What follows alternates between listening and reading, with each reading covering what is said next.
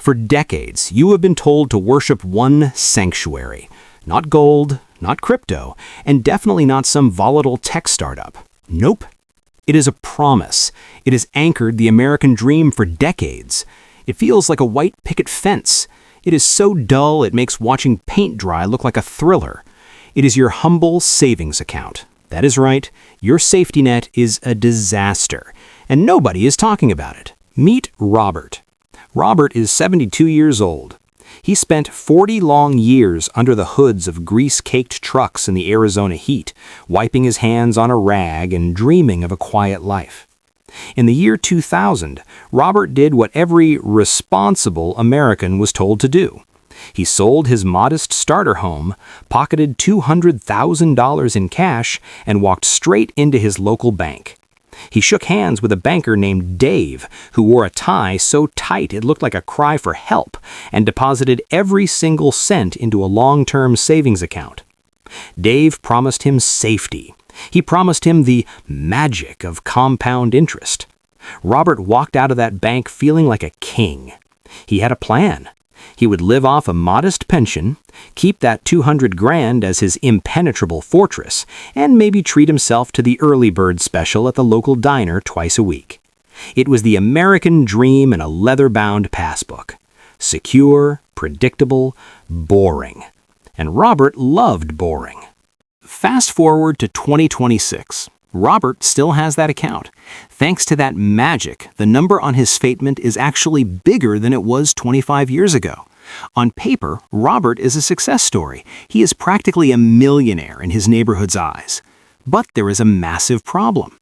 Every time Robert pulls his aging Buick into the gas station, he feels a pit in his stomach. The math isn't mathing. When he goes to the grocery store for a simple loaf of bread and his monthly medicine, his jaw drops. The $20 he used to spend on a full dinner now barely covers a gallon of milk and some aspirin. He looks at his bank balance and then looks at the price of a burger at his favorite diner. He followed all the rules. He worked hard. He saved. He avoided the scams like the dot-com bubble and the crypto craze. And yet, somehow, Robert is drowning in a sea of his own savings. He is rich on paper, but he is becoming poor in reality. So, why is Robert's fortune failing him? Because finance, like a bad Vegas magician, is built on distraction. While Robert was busy being safe, the system was busy melting his money. Let's talk about the stealth thief.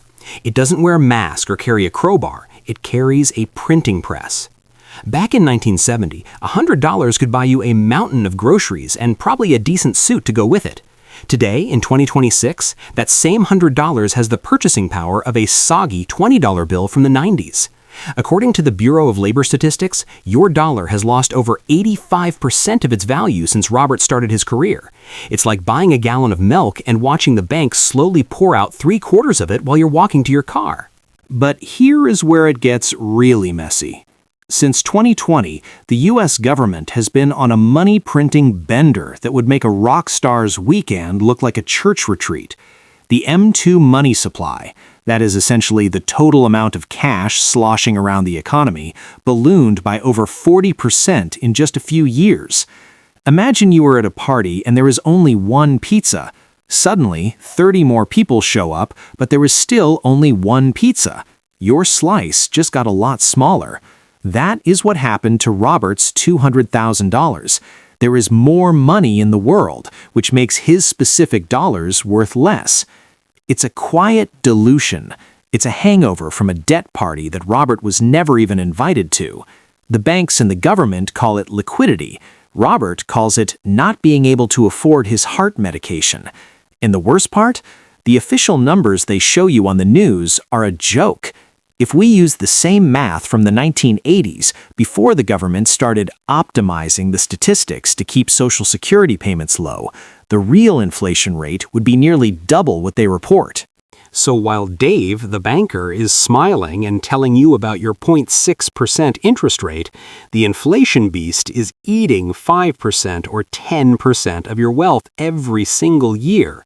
It is not a savings account. It is a slow-motion robbery, and the vault door is wide open.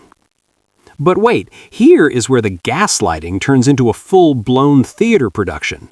Robert is sitting in his worn-out armchair watching the evening news. The anchor, with teeth so white they're practically neon, announces that inflation is stabilizing at a comfortable 2%.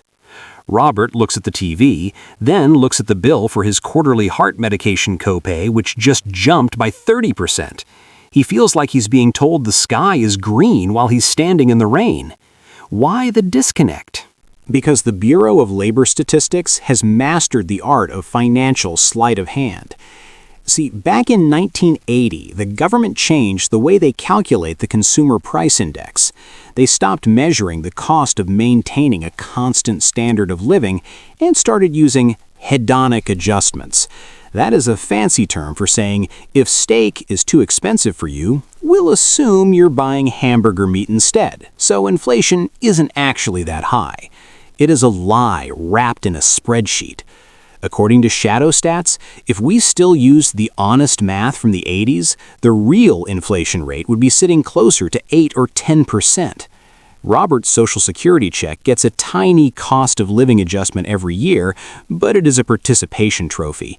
It is a few extra dollars to fight a tidal wave of rising costs in Arizona. The government tells Robert he is doing fine, while his actual purchasing power is being harvested like a cornfield in July. They aren't just measuring the economy, they are managing your expectations so you don't realize you're being robbed. It is gaslighting on a national scale. So, if the math is so bad, why is the bank still smiling? Robert walks back into the bank to see his old friend Dave, or maybe it's a new guy named Tucker now, wearing the same Patagonia vest and clutching a sugar-free Red Bull. Tucker leans in and tells Robert that his high-yield savings account is a great place to park his money. Tucker is very excited about that 0.45% interest rate.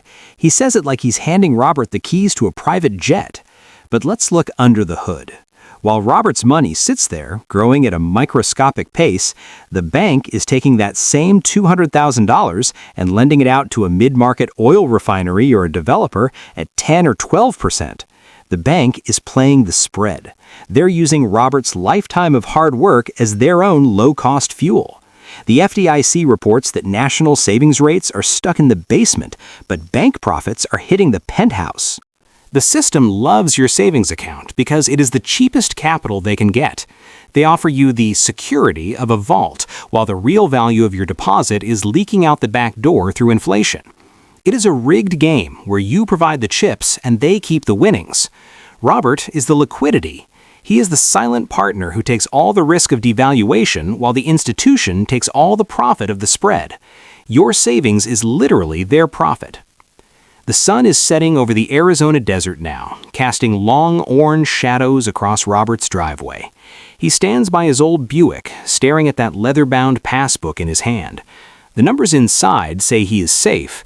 The reality outside says he is running out of time. The American dream used to be a promise.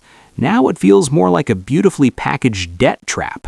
Robert followed the rules. He stayed boring. He stayed safe. And yet, the fortress he built for 40 years is turning into sand between his fingers. The truth is, the system wasn't designed to keep you wealthy. It was designed to keep the money flowing upward. Nobody is coming to save Robert's savings. The music is still playing, the lights are still bright, but for people like Robert, the floor is already gone. We can all keep pretending the party will never end, but eventually, the bill always comes due.